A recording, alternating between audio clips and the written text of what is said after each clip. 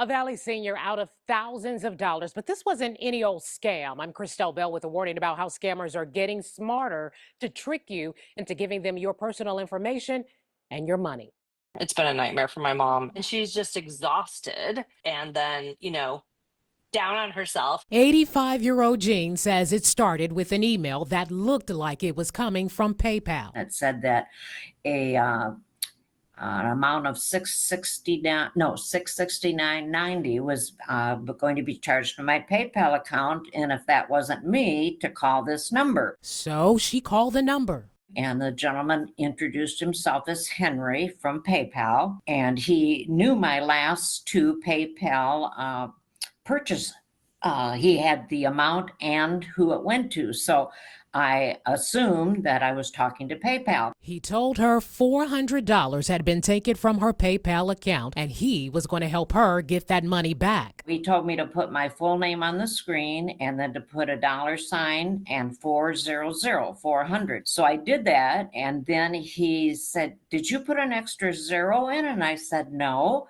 He said, "Well, it says 4,000. Jean says Henry told her she needed to give that extra money back to PayPal and convinced her she would have to do that by purchasing gift cards. And he insisted she keep him on the phone the whole time she was buying them. I got up to 4, and then my bank wouldn't allow me to do any more. So I told him that. He said, "Well, just take what you have and go home and scratch off the top and then send them to me." Well, Jean realized that she had been scammed. Her daughter Beth helped her contact the bank to let them know what happened. I was on the phone with my mom for 2 hours, and we talked to 7 people and kept getting the runaround. Beth says she was frustrated with how difficult it was to file the fraud claim. Not only are you out the financial amount, but there's a lot of emotional toll to it as well. And then the banks are not making it easy to back you up. And Jean is not alone. We've heard from several people who have fallen victim